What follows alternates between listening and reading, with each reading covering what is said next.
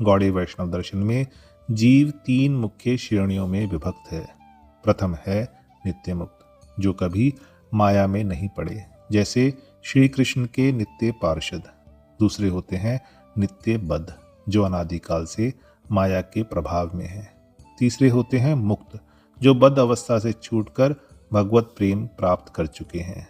गौड़ीय ग्रंथों में बद्ध जीव के चरित्र को विभिन्न दृष्टिकोणों से समझाया गया है। प्रथम है चेतना आधारित। जैव धर्म में इसकी 5 अवस्थाएं हैं: आच्छादित चेतना, संकुचित चेतना, मुकुलित चेतना, विकासित चेतना और पूर्ण विकासित चेतना।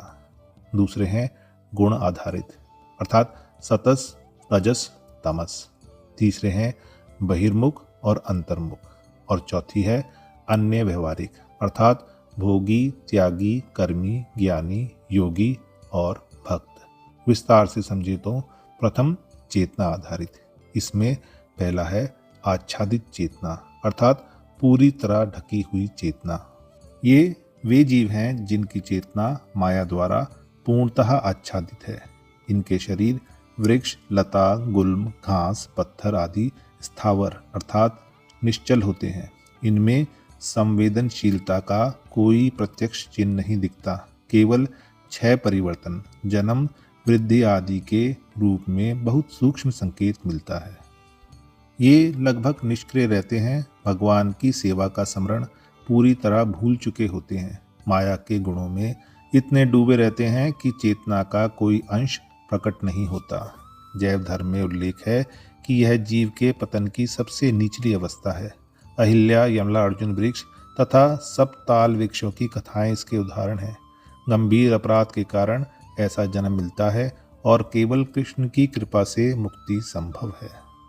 दूसरा है संकुचित चेतना, संकुचित या सिकुड़ी हुई चेतना। ये पशु, पक्षी, सांप, मछली, जलचर, मच्छर आदि जंगम जीव हैं।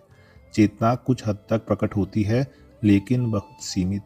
खाना, सोना, इधर उधर घूमना, अपनी वस्तु समझकर झगड़ना, भय दिखाना, अन्याय पर क्रोध करना आदि। कुछ जानवर जैसे बंदर भविष्य की चिंता या कृतज्ञता जैसे गुण दिखाते हैं, लेकिन आध्यात्मिक ज्ञान या भगवान की खोज का कोई भाव नहीं है। उदाहरण सामान्य पशु पक्षी।